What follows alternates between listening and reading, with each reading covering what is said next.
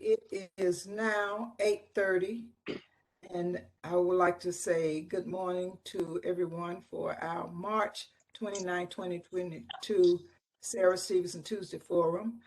And I am Laura McFadden, one of the facilitators, along with Mary Johnson, Jackie Edward Walton, Steve Johnson, Natalie McElrath, Winston Robinson, Saritha Sherrill, and Carlina Ivory Canty.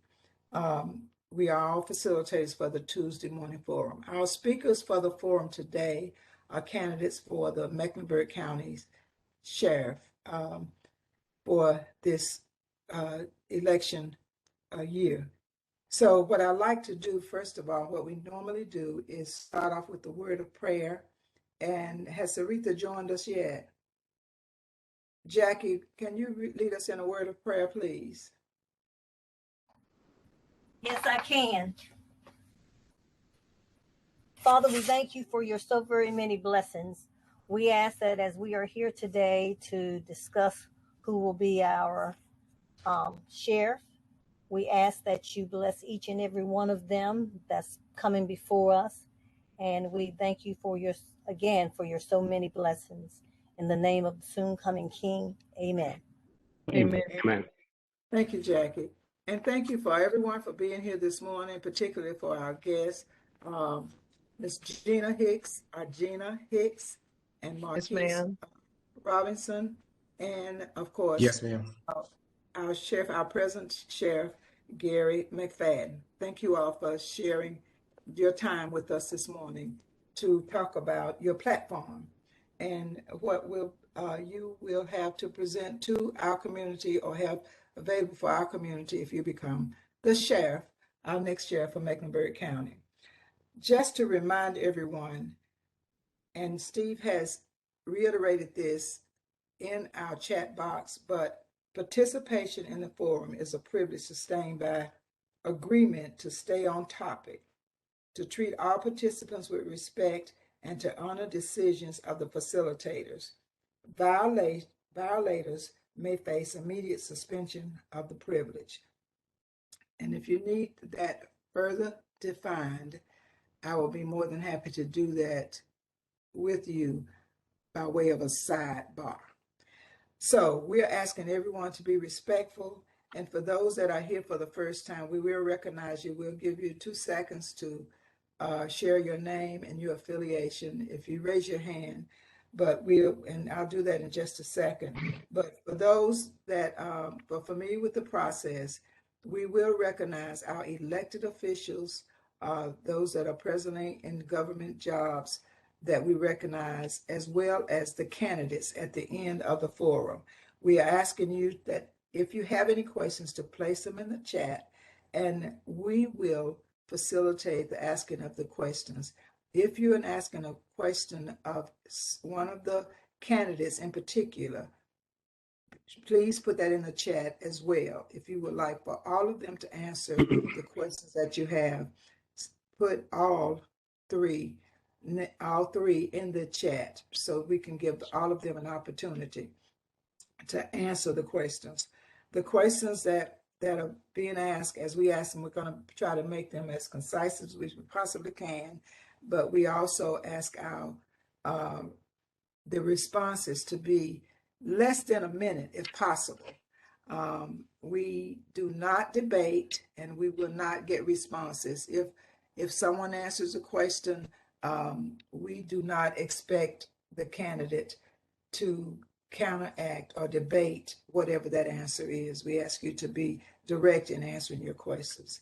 So with that being said, we are looking forward to this being a healthy conversation and opportunity for our candidates to share information about their platform. So without any further ado, I'm going to take a female privilege and ask GIna Hicks if she would introduce herself. And you will have 3 minutes. We do have a timekeeper who is Natalie. Natalie, raise your hand. Natalie will let you know when your time is coming near. Your 3 minutes will be up in your presentation. And we ask you to please respect it. respect the time frame that we're trying to make happen with your presentation. So with that being said, we're going to start with Ms. McFadden. GIna Hicks. Yes. McFadden, I'm sorry. Did you mention the about comments not clogging the chat?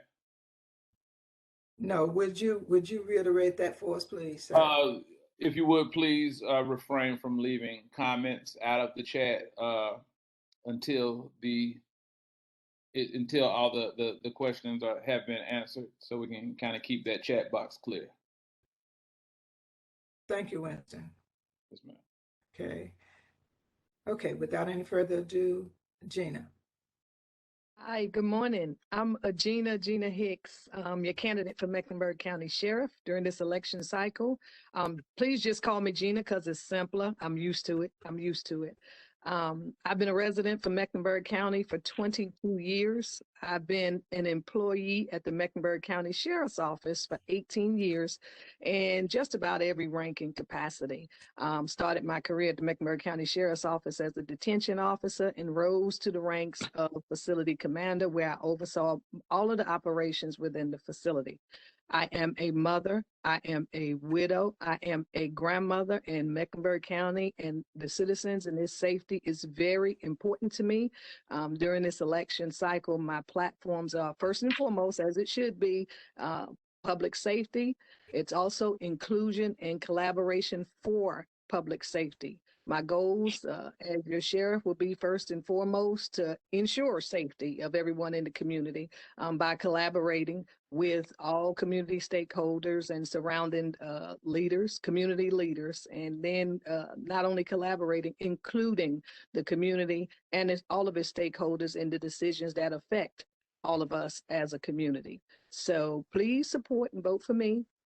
May 17th, 2022, as your sheriff of Mecklenburg County. I come with a multitude of experience, but more importantly, I come with a passion and concern for everyone in Mecklenburg County. Thank you.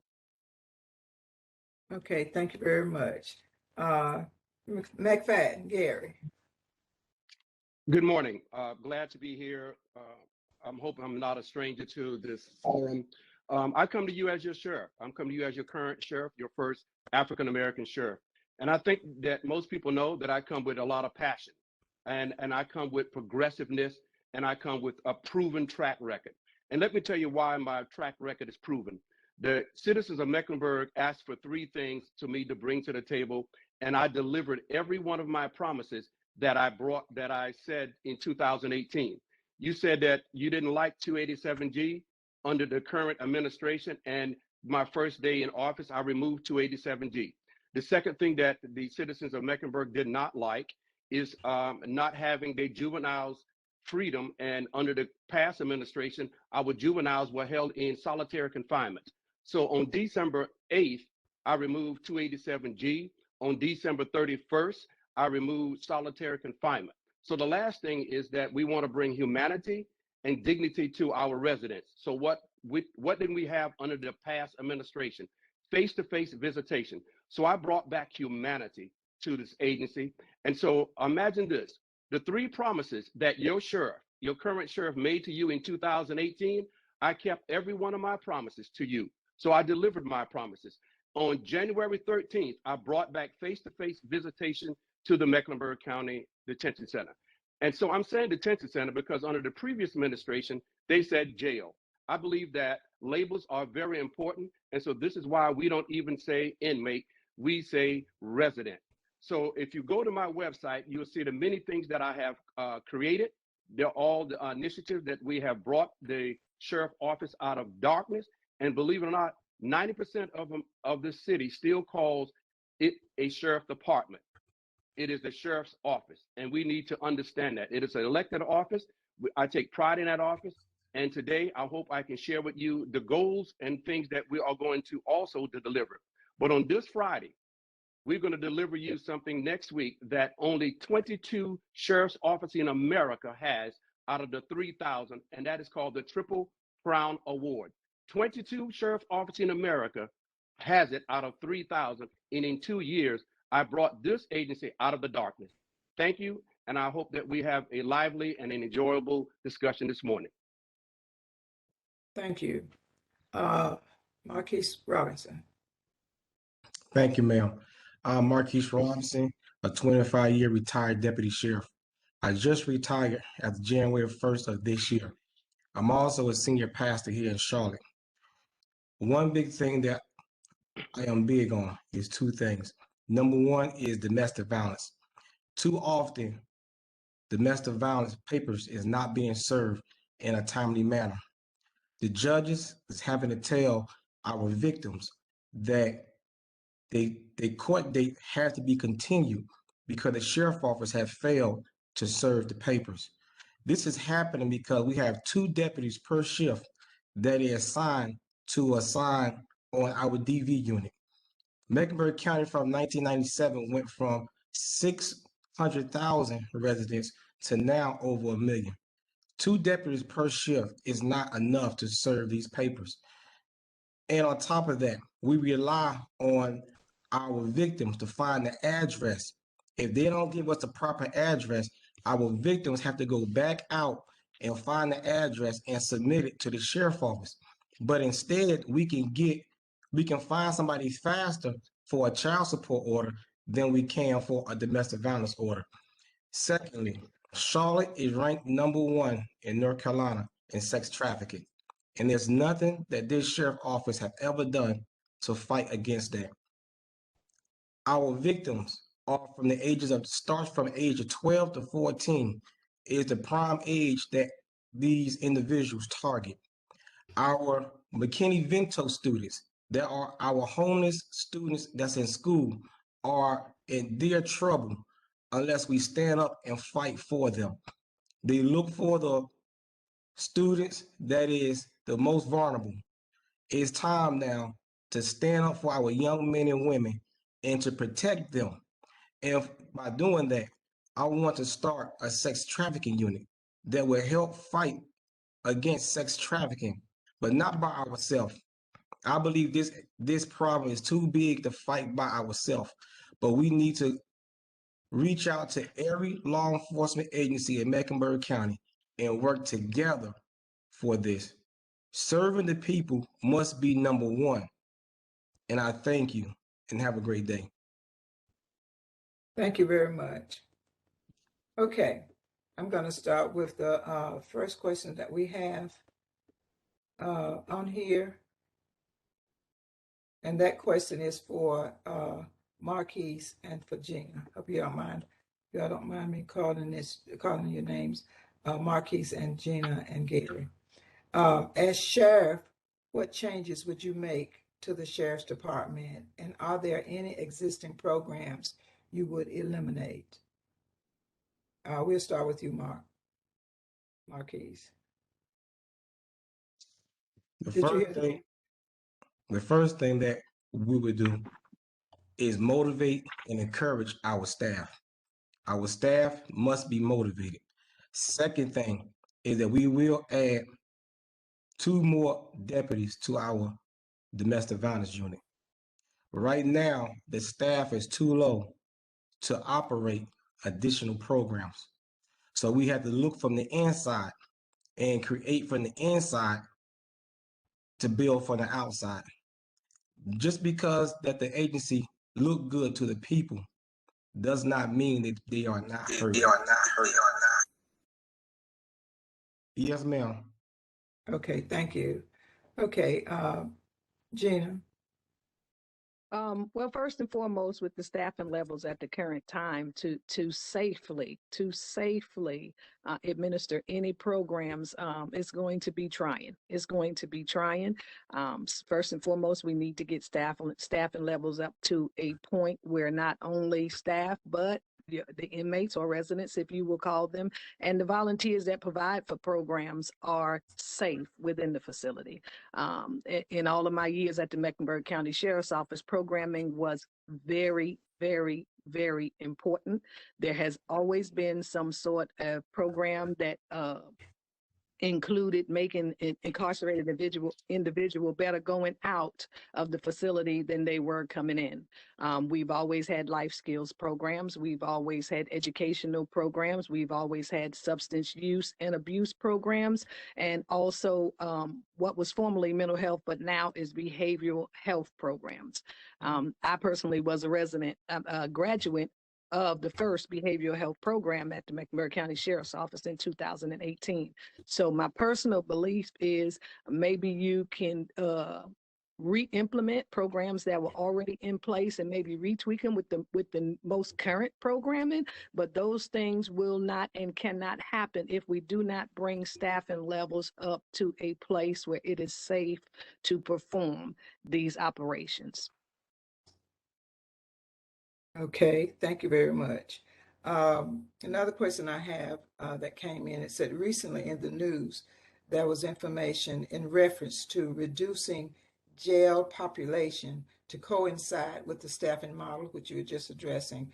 And what have you done to correct that? And this is to McFadden, Garry. Well, good morning again. And here's what the issue is that needs to be clarified. The state of North Carolina has never asked us to depopulate the Mecklenburg County Detention Center. They simply said that this would be a good idea. Now what we have done, we have asked the Department of the Public Service, which is commonly known as the prison system, to come and take their backlog. As of last Friday, we are housing people into the Mecklenburg County Detention Center for the state. When they get sentenced, we're asking them to move. We simply asked also the federal government. We were housing about 500 federal residents inside our facility, and we simply asked them to move them. So they moved about 200 of the residents from the federal statute side, and so we are down to less than 300. So it is not a great issue about depopulating the detention center, because we have never been asked that. That has simply been misconstrued into the media to bring light on the sheriff's office. But as you can well imagine, if you listen to the news, we reopened the Mecklenburg County Juvenile Detention Center North, and so we also reopened face-to-face visitation this past Monday, and we also now, believe it or not, 300 people registered to vote last Thursday and Friday inside the detention center. So we are well on our way to becoming back, not to normal. We'll never be normal, but the staffing issue is a concern, and we are currently hiring more staff. But you have to simply understand this. The law enforcement position is something that we are afraid to staff because of the media. Believe it or not, everybody's losing staff across the country, including law enforcement, and law enforcement and first responders are the most vulnerable at this moment. But we are in a better position, and no one has ever asked us to depopulate the jail detention center. It was simply a ask, but we are at a better level, and we are moving forward. Okay, for the opponents, starting with Marquis, you've heard what the sheriff has said. Would you agree or disagree? And if you disagree, what would you do differently? And I think, GIna, you have addressed this to some degree, but I'd like for you to answer it too, but we'll start with Marquis. Excuse me, Laura, are we giving them 2 minutes to answer? Yes. Okay. We have that time. 30 seconds. I will say time. Okay. I totally disagree with the current sheriff. These programs is starting to open up with the same low level of staff that we have. Staff are concerned, very concerned right now, because they don't have the staff in there to protect their own self. Now, when every time a program come in, staff have to move people around. There's no staff there. There's no supervisors there. Supervisors are working the housing units. That's unacceptable to keep adding on additional stuff when we don't have the manpower. Okay. GIna, do you agree or disagree? I'm in total agreement with Mr. Robinson, total disagreement with Sheriff McFadden. To include any extra programming on a depleted staff is totally unsafe. Just last week, Mr. McFadden promoted 12 staff members to supervisory positions without having enough staff to safely run the units in the organization. Okay, staffing is imperative to everything that you do in the organization. To implement programs like the barbershop program. Okay, you have to do your research and how effective these programmings will be. You have to do your research in how it's going to affect the overall operations in terms of staffing, in terms of safety and things of the like. And while they may look admirable, if they're not safe, they're ineffective and they create chaos within the facility, as you can see over this administration. Okay. Now, the question has come up from someone about your ability, if you would be willing to have a debate openly with, and of course, we're not asking for it here on our Tuesday forum with the other two candidates. All three, will you be willing to debate with your opponents? Yes. Yes. Mr. McFadden, Garry. Yes, I said yes. Yes, so I may have covered it. Yes. Okay. All right. As I said, and it will not. We don't encourage that at our Tuesday morning forum. Have you attended any courses with the North Carolina Department of Justice Academy in Mecklenburg? GIna. I've attended several courses at Mecklenburg, from first line supervision to conflict, crucial conversations, crucial confrontations, motivating staff, several courses in Mecklenburg, in Edmeyville, in AOMP, several leadership courses throughout North Carolina. Okay. Marquis. No, ma'am. And Garry. Yes, ma'am. I have attended just about every investigative class in Mecklenburg. I've attended the University of Louisville. I've attended University of North Carolina. I've attended University of UNCC, and I have been an instructor at the American Academy of Forensic Science at Central Piedmont for over 15 years, and an instructor across the nation. And also, I'm currently enrolled to go to the Harvard School of Law in the next week or so to attend that school. Okay, thank you. The only barbershop in a jail in North Carolina was open with great gala. How many inmates have graduated from the program and have been placed in jobs? We have not had anyone to graduate from the program. COVID came in, and if you're not familiar with it, it is as of over 1,000 hours of the facility. And so the barbershop is currently housed at the jail at Detention Center North, because we opened Detention Center North to the state of North Carolina to juvenile to take care of the juvenile population in North Carolina.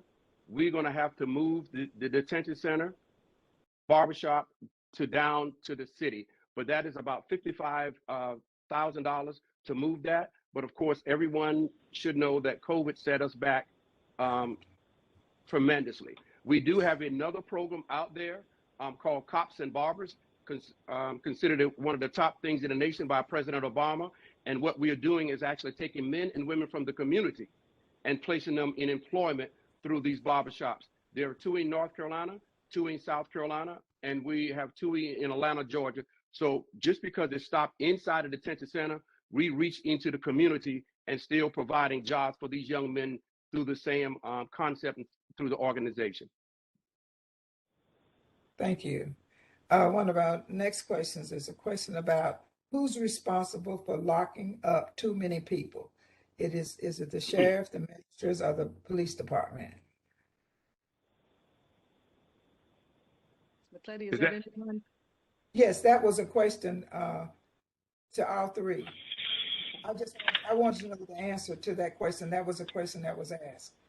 And what I was actually phrased was saying that the sheriff doesn't do it, but to get clarification for the person that asked the question.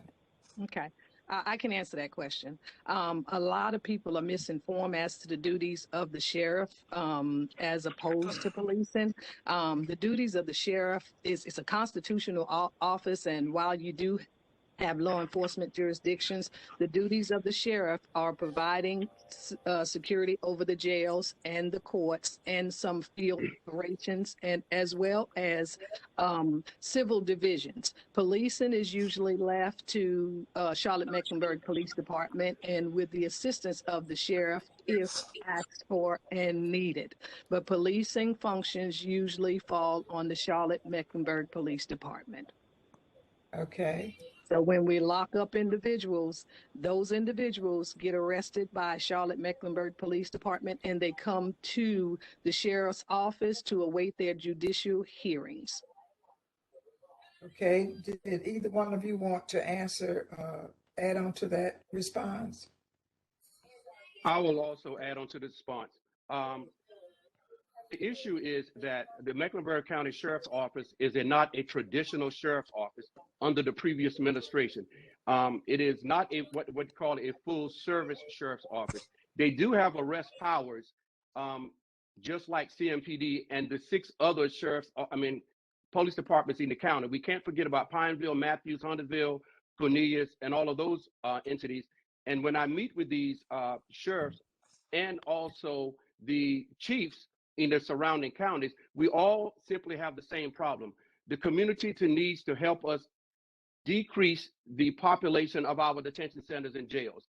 I can tell you, 79 people went out of the detention center 2 days ago, and 81 came in through the back door. So we're looking for assistance with the community, and that is what we are striving to do. But it is simply everybody's duty to decrease our jail population. We just can't leave it on CMPD. We just can't leave it on the sheriff's office. It is a collaboration of our community and law enforcement working together to decrease the violence in our city so they will not come inside the detention center. Okay, just as clarification, one of the questions that we received earlier was sharing with us, if each one of you can share with us how many people that you have actually managed, because you all have had experience working in the sheriff department at some level. How many people have you been responsible for managing? We have an idea from you, Garry, but we'd like to hear from GIna and Marquis. And Garry, you can just verify the numbers that you have been managing since you've been in office. We'll start with you, GIna.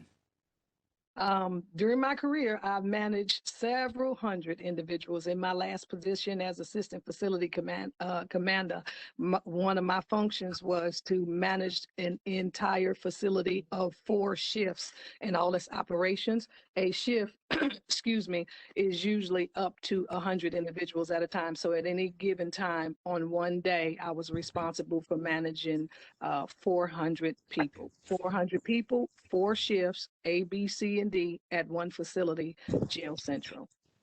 All of its operations, all of the policies and procedures, all of the programming. As a substance abuse liaison, as a general instructor, I was responsible for overseeing all of your training programs. I was responsible for seeing all of your substance abuse treatment programs. I was responsible for implementing policies, your new visitation policy that you see up on the wall at the sheriff's office. I was responsible for that. Meeting with vendors to make sure that we are staffed in areas of the kitchen, make sure we are staffed in areas of housekeeping and things of the like. So I was responsible in upwards of 400 staff members, both sworn, unsworn, and volunteer on any given day.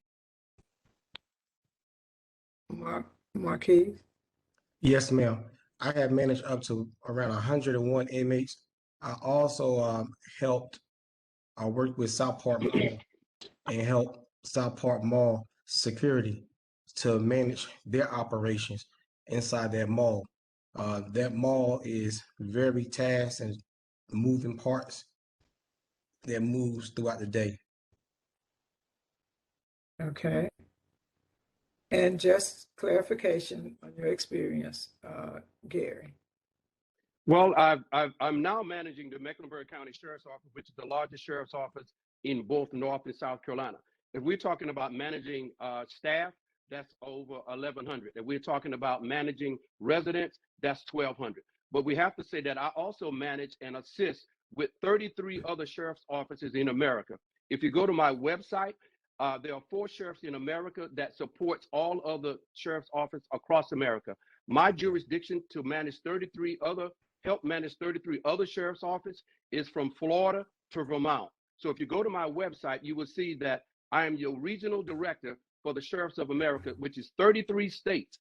So I still help manage those offices because they get into a crisis like we have been in a crisis, and I help them manage them through these crises. So when you're talking about managing people, that's managing Mecklenburg staff and also 33 other sheriff offices in assisting them. So I manage thousands of people in a single day.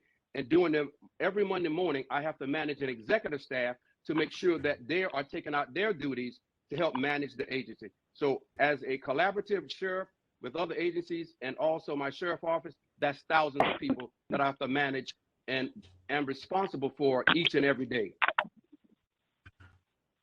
Okay, thank you. What would you do about recidivism if it doesn't seem like the county uses outside mental health professionals when those who work for the county obviously can't handle the workload? And would you open up or allow a licensed professional to possibly contract to provide those services? And we'll start with you, Garry. Yeah, yes, we have, and we have peer-to-peer, and we just hired another staff member to do exactly what you're saying. We went to the county knowing that we are in a crisis like everyone else in America, and we saw where my staff was falling short because they're also facing mental health challenges just like everyone else. So we have asked to hire this person. This person is going to be on board very soon, and now we are looking for volunteer services. And so we will bring that. That is on its way. And we have some assistance from the state of North Carolina, which they're going to allow me to bring in a program that will also assist our residents at $1.2 million, but no cost to Mecklenburg County taxpayers. So we are well on our way doing that. Okay, and this may be an add-on to what you just responded to. This is for Garry. It's for you to talk about your community engagement department, and for the other two, what community engagement programs would you implement? Well, my community engagement program is the most vibrant community engagement program in North Carolina. And if you have been watching the news, we have other agencies come here to learn from us. We went to the Georgia area and helped 4 other sheriffs create their community engagement. When I was at CMPD, I helped create their first and ever community engagement program. And as you well know, community engagement is my heart. I'm in my community every single day, engaging with my community. And this is why it was important to create a community engagement unit, which a lot of my people may criticize me about. But I think that bridging that gap with the community was very important. That was one of my platform stance. And imagine this, during COVID, my community engagement unit fed 42,000 residents who were sheltered in. Not only we did that, we went to Second Harvest and we fed our community. With Samaritan Feet, we gave out 500 pairs of shoes.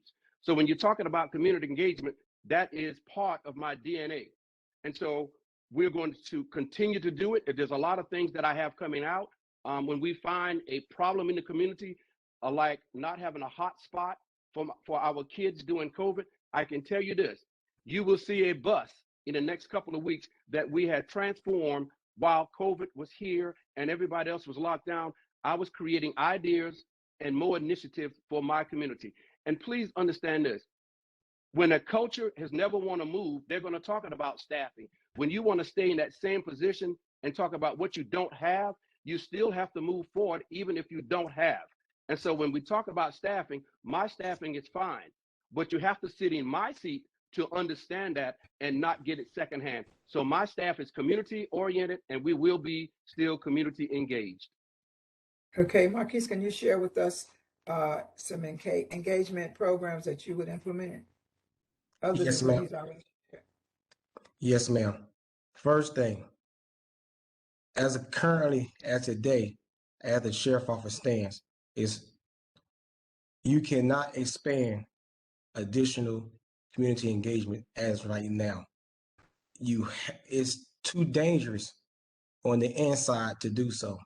I personally witnessed 2 deaths at McDowell Park, and not one sheriff office unit or supervisor ever came to me and asked me, was I okay? Did I need to talk to somebody? Not one. Did the report, sent it in, went through the chain of command, but not one person picked up the phone. But I was still required to report to work on time. Mental health inside the jail with our officers are severe right now. And I know we talked about in the past de-escalation, but what I want to let this panel know is that before the officer can de-escalate the situation, they have to be de-escalated first. I want y'all to know it's very serious inside that jail. I know the picture have been painted different kind of ways, but the jail needs relief. Thank you. Okay, GIna, can you share with us your programs that you would implement? I have several initiatives that I would like to implement. Okay. Community engagement is very important to the success in managing public safety, because the community is who will let you know what's going on in the communities in order so you can provide them services to keep them safe. However, I'm in a total agreement with Mr. Robinson that staffing levels are imperative. Mr. McFadden has at current, I believe, 12 to 15 community engagement officers out in the community, but you have a severe staffing deficiency in your organization. And it's, forgive me, it's personal, because those individuals are hurting. Those individuals are getting assaulted on a regular basis, and we're being told that COVID is the reason that they're leaving. They're leaving because of low staffing and being unsafe inside of facilities. So as many initiatives as we want to put in place, both in the community and in the institution, has to be placed on hold for staffing and resident safety. We cannot implement anything until we take care of the agency and its staffing first. Some of the initiative that I would like to put in place, I would be glad to share. I would be glad to share, only they're going to have to wait until I get into operation. Okay. And they don't include 12, 15 people. As the leader of an organization, community engagement is important from the leader. From the leader. You can only get staff to do what you need them to do by effectively and efficiently leading them. And you cannot give them marching orders that make them unsafe. You cannot send them out into the community when they come back to their primary functions, they're unsafe. So staffing is the most important thing that needs to be the priority. Thank you. Okay, are you familiar with the jail abolitionism? We know that the jail isn't going away soon, but are any of you familiar with the theory and ideas of jail/prison abolitionism? Can you Step in? answer that? Can I step in? Yes, go ahead if you're responding. Not very, I'm familiar with the term. I'm also familiar with a couple of groups that are actively seeking to abolish any jail as a means of controlling mass incarceration. Okay. Personal opinions. I asked a question of one of those groups yesterday. Hey, If we were to abolish jails and things and prisons and things of the like, the next question I would have is, what are we doing with the most violent of offenders? What are we doing with the most violent? I'm still waiting response. So there are groups out there that are actively trying to abolish jails and prisons. There are a lot of questions surrounding what we're going to do if we do these things. But I am familiar that there are groups out there that are trying to do so. Okay, Marquis, did you want to respond to that? Yes, ma'am. I agree with Ms. Hicks. There's groups that I have spoke to as well that believe that same concept. But one thing that I do know, um, there's true evil out here. And no matter how long you keep them out, there are a group, a small percentage that will continue to create havoc unless they are held accountable in a safe place until a judge can hear that matter. Okay, Garry. Yes, I'm familiar with them, and we have talked to some of these organizations that believe that they should abolish the jails or detention centers. And we simply ask them, so what is the recourse? What should we do? This is something that we have to talk with our people in Washington, D.C.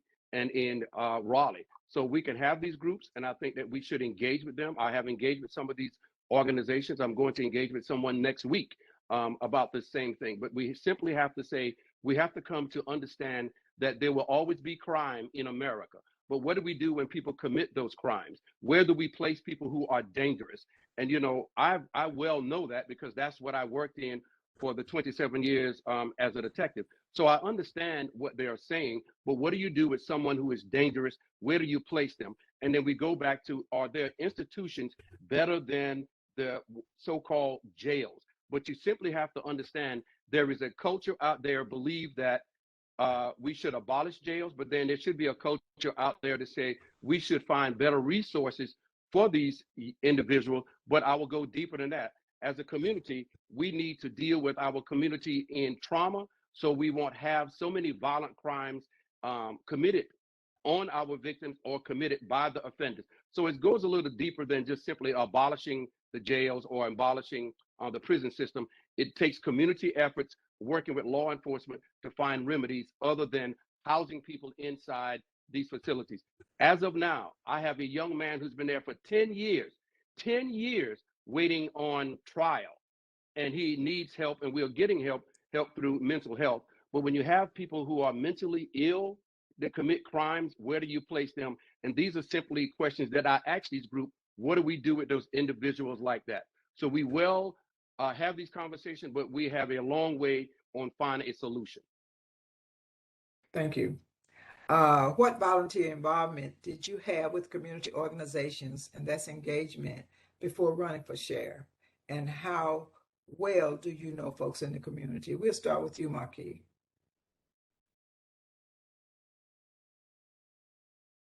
I work with different church organizations with different churches. They called me. I have one that's coming up soon in June that we're working on now. As of right now, at our church, we also are taking up funds for St. Jude.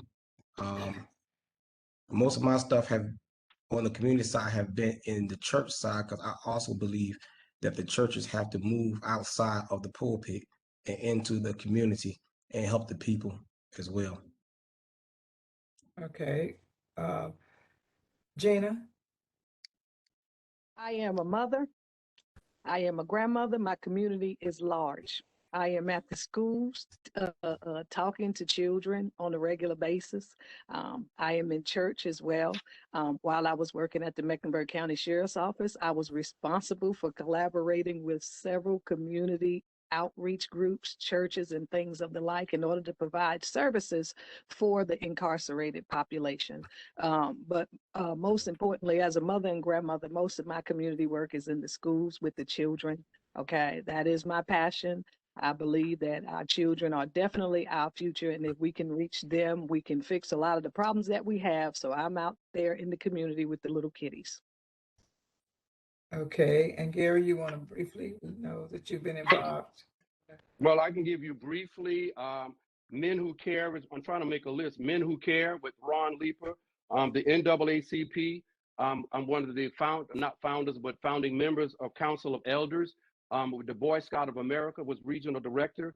With CMS, I went to schools every Tuesday. The school that I'm most fond of is West Charlotte and MLK. Worked with Mr. Dean, Cedric Dean, after returning back.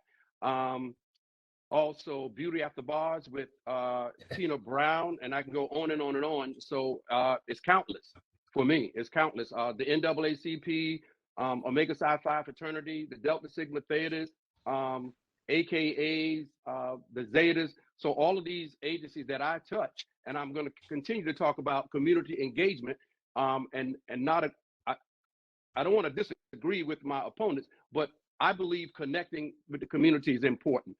And so, yes, I'm a father, grandfather, and all of that, but I still find time to be with my community each and every week.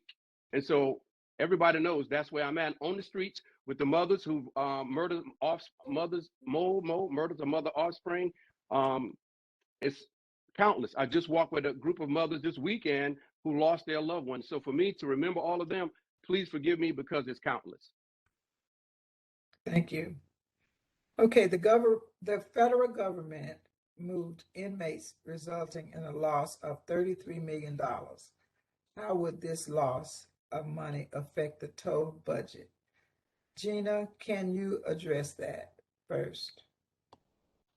The federal funding is used to not only house federal inmates, but in order to provide for their needs while they're housed. Of course, that money goes into funding to I guess fund the total organization. So as you can see, it's just a numbers game. The loss of funding has a direct impact of affecting all of the operations in the organization in itself, but in the community as well. If you move 200 inmates to Georgia, you move the funding to Georgia with those individuals, but even more importantly, it impacts those individuals and their families. Families are now going to have to pay the cost to go visit their loved ones all the way in Georgia. They're going to have to pay for the gas to get there if they can afford it. They're going to have to pay for the visits if they can afford it. They're going to have to pay for the telephone calls if they can afford it. And the judicial process for those individuals has now been halted. They do not have access to their attorneys because they're 335 miles away from loved ones, their attorneys, and everything that they feel is normal, okay? And it's a direct impact of having to move them individuals out of their home facilities and away from their families, simply because, not because the facilities are overcrowded, because it's understaffed. So the question is, why are we understaffed? Why are we understaffed, and what is the impact of this understaffing? Marquis, would you like to address that? Yes, ma'am. I totally agree with Ms. Hicks. It's also going to bring some problems on the inmates that have been transferred. As she say, there are some things that they have to do now. There are some visits they're going to miss.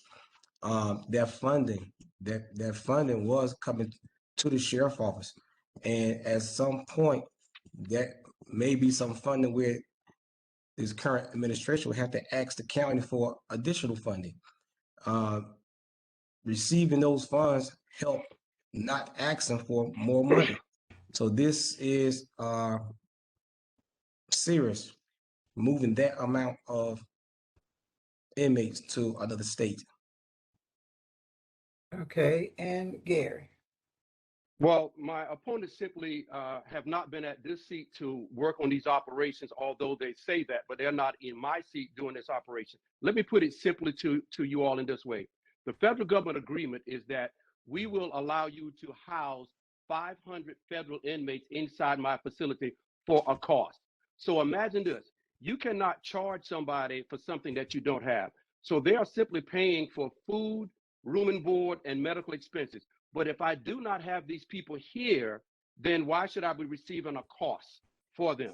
And let me explain this to you all too. Please don't be misguided by this. If you're familiar with the movie Con Air was simply moving federal inmates across the country each and every day. So this is not something new under this administration. This is something that has happened and will continue to happen across America, of moving federal inmates all across America. Very few of these federal inmates here or have family here. Now, when they are federally sentenced here, they will remain here when they're federally sentenced until they find a space. So simply saying that it will hurt the family, well, the crime hurt the family, but you have to understand, no matter where they are, their family will be in contact with them. So don't be misguided by some of these statements that this is something that has been going on way before I got here and will continue way before I leave, when I leave. So this is simply a flow of what the federal government is doing. The federal government does not have a facility that will house all of their federal inmates, so they pay me to house their federal inmates. So when they leave, yes, the money go with them, just like anything else. So the state, the county still will fund us. We will still be operational. So if they leave, they'll leave with their money. But imagine this, these are the people I don't have to feed, bathe, clothe, and provide medical assistance. When they go to the other facility, they will fund that. Thank you. All right. And this may be in addition to that. Sheriff McFadden, you have worked with the community organization to create 2 reentry programs and brought a national reentry programs. How do you plan to expand them? And we'd like to get the answers from any plans from Mr. Robinson or Ms. Hicks. Well, we've created more than 2, but we have created 2 national programs, and we're going to create another program in a couple of weeks. CDLs and CDL licenses is a program that we're going to create where we're going to bring a simulator, a $90,000 simulator at no cost to the general public or the public, a $90,000 simulator. So we're going to have men and women learning how to drive tractor trailer trucks inside. So that's one program. Second program is called The Next Great 50 by Josh Proby, poverty program. Can't think of the first name of it, but the Next Great 50 are going to allow men and women to create a business inside my facility. And at that time, we're going to create a website for them. But more importantly, we are going to give them an LLC. So when they walk out of the facility, they will have their own business and they'll have their own job and their LLC. So reentry is big. We just created another national reentry program called Ignite, where we're going to be training men and women inside. We're going to try to make all of these program pods inside. We simply can't remain in the old culture that you often hear during these debates. It's the old culture. You can't do, but we have to have programs. You have to have them something to do, and this will all reduce recidivism. So no matter what we have, who we have, we still have to have something to do to better our citizens. And everybody says, why so many programs? Because I simply say this, and this is a phrase that I love to say. How do you want me to prepare your neighbor? Because they will come out, and so we are better in preparing the neighbors through these programs. No matter what our staffing level is, we're still going to have programs, and we still require our men and women to do that. The problem is with an old administration, with the old mindset and the old culture that you will hear the undertones here today, it's called not being progressive. Okay, Marquis. When the staffing level is up, one of my goals are we had what was called a work release program. That work release building have been changed around. I want to see that building back to the format of a work release building, but instead let the individuals that's there go to CPCC so where they can be trained so that when their time is up, not just that they can go out, but they can have jobs. We need to hook up with Mecklenburg County.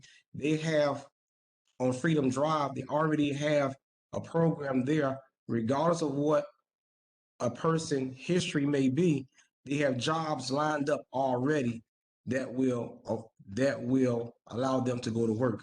So it's just putting people in place when the staffing level is right so that we can get our inmates in a place to where they can be working again. Okay, GIna. You know, I constantly hear of the many programs that are put in place. Okay. I was of the culture that is being talked about, but the culture always had a theory that we make individuals better going out of incarceration than they were coming in. So again, there were always programs there. Programming has to be viable and sustainable. A good example is the Barbers program. Mecklenburg County Sheriff's Office is a pretrial facility where most inmates will not be. They're just being held pending judicial proceedings. So a Barbers program is not sustainable because they will not get the chance to graduate, since the Barbers program is in upwards of 2 years. When we put these programs in place, all of these wonderful programs in place, they need to be viable for the inmates to reach first and foremost, and they need to be sustainable.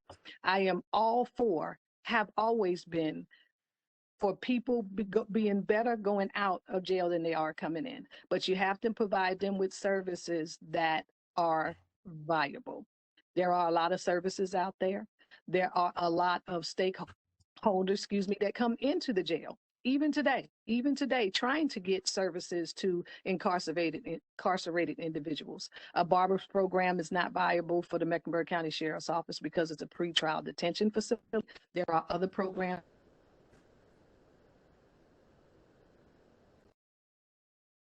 We can't hear you. GIna, we can't hear you. Steve, Her mic is on. it's on. Yes.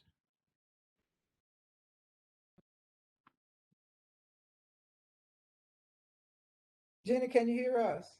I hear you. Did you not hear me? We couldn't hear you at the very end. I'm sorry.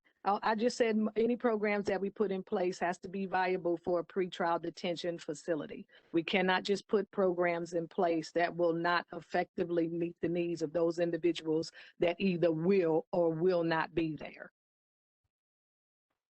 Okay, this is a question. It says, Garry stated during his interview that he didn't trust some of his staff members. To the other two candidates, how would you reestablish a relationship so you could be more trustworthy with your share? Marquis, you want to answer that? Yes, ma'am. First of all, it comes by respecting your staff. Tell them the news that you respect them, and not doing so is not doing nothing. The staff, it knows there's no respect inside the agency as of right now. The last critical incident that we have inside the sheriff's office was a deputy getting shot, and this administration walking past all the deputies. We're not even speaking to them at all. There is no respect. The first thing is that we will gain respect because Hicks and myself have been in their shoes. We worked in their shoes. We pulled food carts. We pushed the buttons. We worked in the housing units. We worked together. Hicks and I worked together as POS supervisors on the same team. The agency need to know that we are one team, one family, striving together to fulfill the vision of the Mecklenburg County Sheriff's Office. Do you want to address that? Yes, ma'am, I do. I'm of the mindset that in any large scale operation, your most valuable asset, the people that are going to get your jobs done, your mission succeeded in, and everything else are your employees.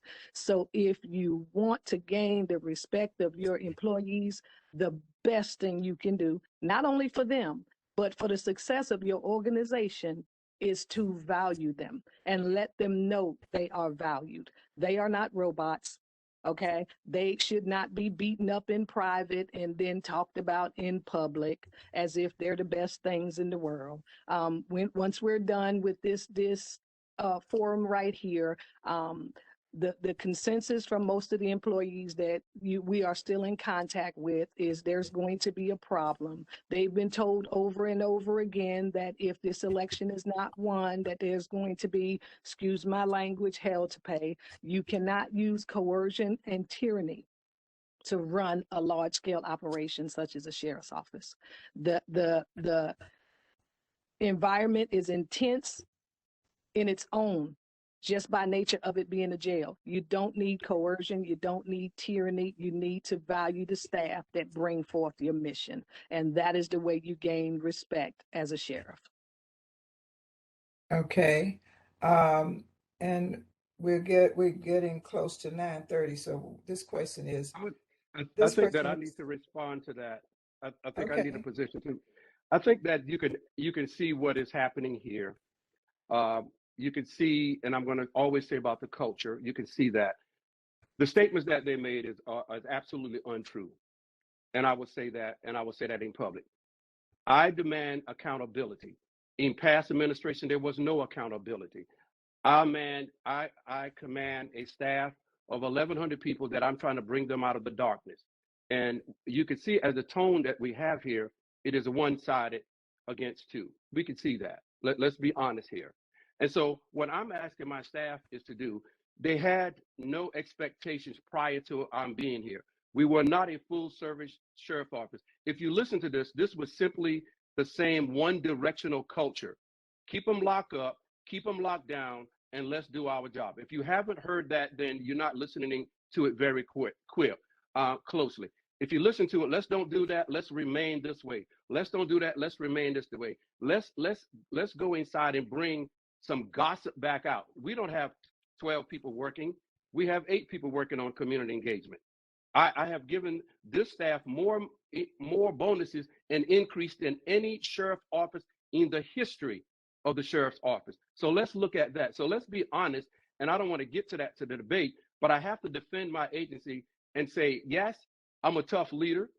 Yes, I demand certain things. Yes, we are doing better. Yes, we need staffing. And if one of my opponents is here to see all these things, why wait now to talk about this now? I have an open door policy. If you see something wrong, then let's change it together. Not simply come on a call now and say, let me side with the other opponent and let's team up on the sheriff.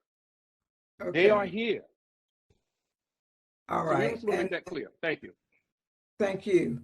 And our last question is, one would like to know where they can find a list of all of your fees and markups. Can you share that with us? And I'm going to ask you, Garry, if you can answer that question.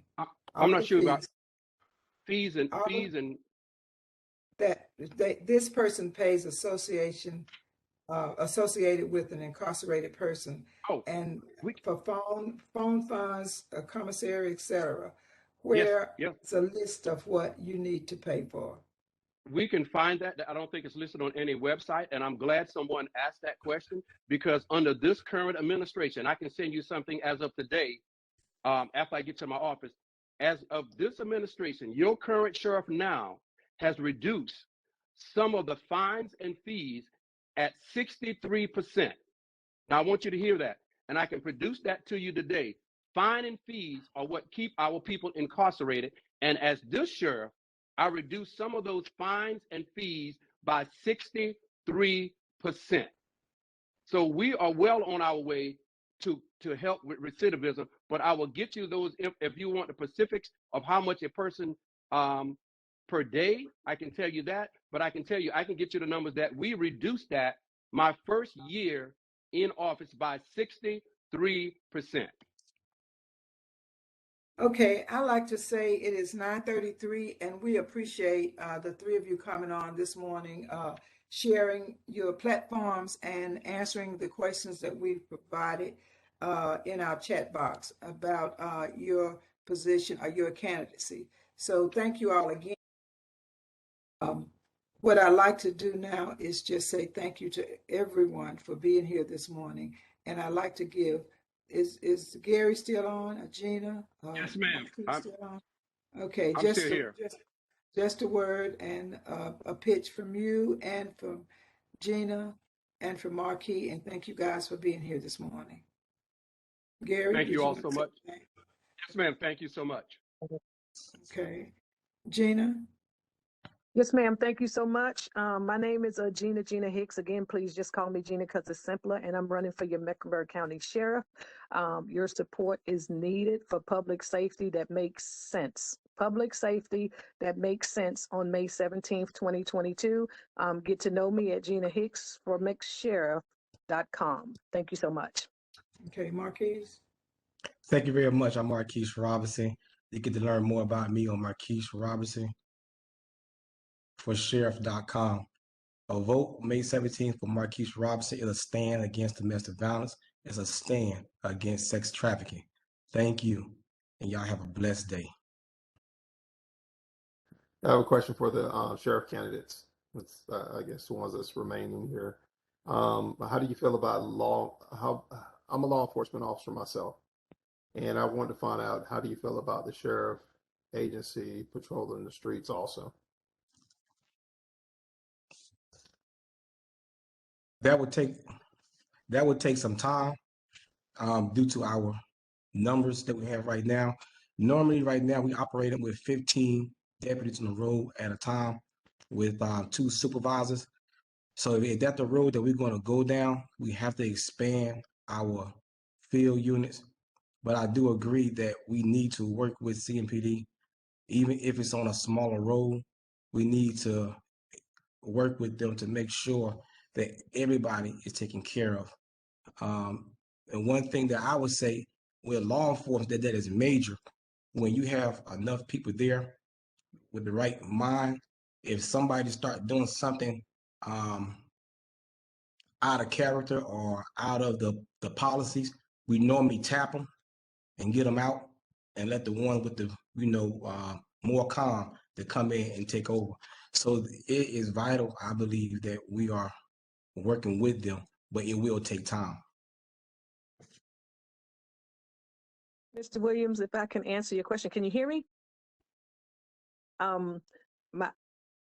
I've met with Chief Jennings, okay, and some of the surrounding law enforcement leaders in hopes that maybe we can rebuild the ties that we once had with surrounding agencies in Mecklenburg County, and to find out if there were any needs from any of those agencies that maybe we can assist each other with. One of my platforms is collaboration, and in order to make Mecklenburg County and the surrounding counties safe counties in terms of public safety, it doesn't take one agency, it takes all agencies. So, collaborating with law enforcement agencies to find out the needs and where we can assist, since we do have jurisdiction in some law enforcement areas, was very important to me, And I think that in terms of today's climate and public safety, all hands on deck, okay, that is law enforcement and community resources is imperative to combat this violent crime we have in our communities. So I'm in agreement with you that we all need to get together to make Mecklenburg County safe. Okay, actually, I have a follow-up question with that. Being a law enforcement officer myself, the one thing I don't like about law enforcement sometimes is that we have a junkyard dog theory about jurisdiction. And we treat the populace or the people we serve more like like a fiefdom. And instead of going out there and communicating with other law enforcement agencies and collaborating with other law enforcement agencies to actually serve the public, because at the whole, at the crux of it all, we are supposed to be the people that voluntarily wash the feet of our, wash their feet. So right. be the public servants. How do you feel about the interaction between the large agencies and the small agencies, no matter how small they are, in the large agencies, as far as collaborating together to go out there and actually divvy out information to solve crimes? That's just a personal pet peeve for me. It's a personal pet peeve for me as well. Mecklenburg County is a very large county. The surrounding counties are included in Mecklenburg County. And I think it's going to take, like I said, all hands on deck. Collaborative efforts with all hands on deck to meet the objective that is public safety. With public safety being the objective, we have to understand the current climate that we're in, okay? And public safety can sometimes be perceived to be too aggressive. too aggressive. So we have to find collaborative ways of reaching our community where the community is included in the decisions, that is law enforcement decisions as well. So we can effectively engage the community for public safety. So I'm in agreement. It doesn't matter what size the agency, it doesn't matter what umbrella you fall under in the law enforcement / criminal justice umbrella. We all need to be collaborative in meeting the needs and the objectives of public safety in Mecklenburg County. And I will 100% agree. Also, I always believe that every law enforcement agency must work together and not separately. It's time. It doesn't matter who get the credit. It's the people of Mecklenburg County that must be served. Every agency is getting paid by tax dollars.